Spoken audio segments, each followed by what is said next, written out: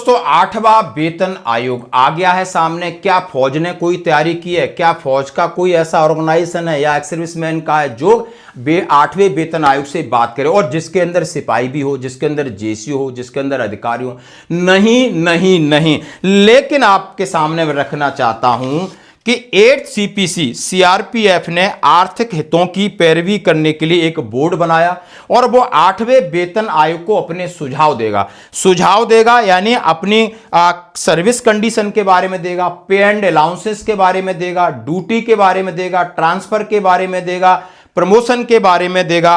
और उन्होंने क्या है आप देख सकते हो कितनी अच्छी बात है। और उसमें अधिकारी से लगाकर सिपाही तक शामिल है। यानी सीआरपीएफ ने जनवरी में संदीप खिरवार की अध्यक्षता में जो एडीजी है एक विशेष बोर्ड गठित किया है। उसमें आईजी हैं, डीआईजी हैं और उसके अंदर दूसरे डीआईजी के साथ साथ उन्होंने कमांडेंट लेवल के हैं और दूसरे ट्वाइसी है, उसके अलावा सहायक कमांडेंट हैं, उसके बाद इंस्पेक्टर हैं, उसके बाद सब इंस्पेक्टर हैं, उसके बाद हवलदार है, उसके बाद सिपाही हैं। यानी सारों को शामिल करके एक बोर्ड बनाया है। और ये बोर्ड 8वें वेतन आयोग के सामने क्या करेगा? सीआरपीएफ ने अपने जवानों अफसरों के आर्थिक हितों की पैरवी करने के लिए यानी 7 सदस्यीय बोर्ड का गठन किया। यह बोर्ड केंद्रीय गृह मंत्रालय के माध्यम से अपने सुझाव 8वें वेतन आयोग तक पहुंचाएगा। एक अधिकारी के मुताबिक सीआरपीएफ देश का एक ऐसा अर्धसैनिक बल है जो आंतरिक ड्यूटी के मोर्चे पर सबसे ज्यादा संख्या में है। J&K में आतंकवाद हो, उत्तर पूर्व में उग्रवाद हो, जोखिम भरे इलाके हो, अहम भूमिका निभाता है, चुनाव ड्यूटी हो, नक्सलवाद हो। और उन्होंने कहा सबसे बड़ा योगदान है इसमें कोबरा फोर्सेस है, लगातार हमारी शहादत होती है, लेकिन हमें हमारा वेतन, हमारी पेंशन, हमारे अलाउंसेस, हमारी पोस्टिंग, हमारे वेलफेयर, हमारी सुविधा जो हम वेतन आयोग के सामने रख सकते हैं वो हम धड़ल्ले से रखेंगे।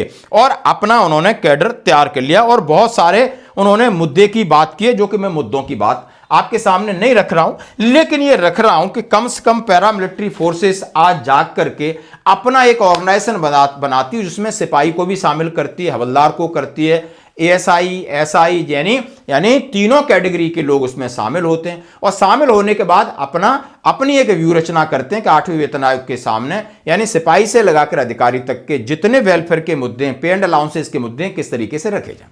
बहुत अच्छी बात है। और लेकिन अभी आर्मी में ना ही सर्विंग इस तरह ऑर्गेनाइजेशन है, ना ही रिटायर्ड का हो पाया। लगातार मैं इस बात की कोशिश कर रहा हूं कि लेटर लिखकर भेजने से कुछ नहीं होने वाला।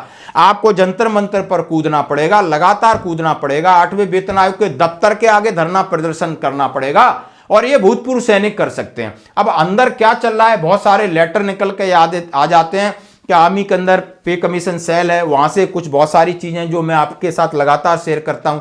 अब उनका कितना प्रभाव पड़ेगा नहीं पड़ेगा वो बात की बात है, लेकिन हमने बहुत सारे लोग, आप 30-32 लाख लोग हैं, इसको ऑर्गेनाइज करना है और बेहतर तरीके से हमने 8वें वेतन आयोग के सामने जरूर जाना है। और इसके लिए कोशिश भी हो रही है। कई संगठन इसमें एकजुटता की अब बात कर रहे हैं, अलग अलग तरीके से लेटर लिखे, वो भी मैं आपको दिखाऊंगा। और लगभग मार्च में इनकी फर्स्ट वीक में मीटिंग है पूरे सैनिक संगठनों की, ताकि उन्होंने कहा है कि भाई एक बार इकट्ठे होकर के हम सरकार के सामने जाते हैं, 8वें वेतन आयोग के सामने जाएंगे तो हमारा कोई ना कोई प्रभाव पड़ेगा। चलो दोस्तों ये बात हुई। अब दूसरी बात करूंगा। सीआईएसएफ ने फिजूल खर्ची पर रोक। यूनिट या बटालियन के दौरे पर कोई अधिकारी आएगा तो उसकी चमचागिरी चापलूसी नहीं की जाएगी। वो आता है, अच्छी बात है, वो ऑफिशियल आ रहा है, उसको टीए मिलता है, उसको डीए मिलता है, उसको अलाउंसेस मिलते हैं, वो आएगा अपना सरकारी तौर पे काम करेगा। ना कि हम उसको फोटो खींचने के साथ मोमेंटो लेके घूमें, माला लेके घूमें, उसको अलग अलग जगह पार्टियां दें यानी और मैसों में अच्छा अच्छा खाना खिलाएं, फिर उससे बिल न लें, तो ये नहीं होगा। उन्होंने कहा है अब जो भी सीनियर अधिकारी आएगा अपने खर्चे पे आएगा, अपना काम करेगा, अपने खर्चे पे रहेगा, अपने खर्चे पे खाएगा पिएगा। यानी ये भी एक बदलाव जिसमें लिखा है सीआईएसएफ ने फिजूल खर्ची पर रोक। यूनिट बटालियन के दौरे पर अफसरों को नहीं मिलेंगे महंगे गिफ्ट और मोमेंटो, यानी सारे बिल उनको करने होंगे पेमेंट। तो ये बहुत अच्छे एक बदलाव है दोस्तों, होना भी चाहिए। चमचागिरी चापलूसी सिविल में ही बहुत है, सेना के अंदर और बढ़ती गई तो लगभग आप समझ सकते हो क्या होगा, वो आप जानते हो। धन्यवाद।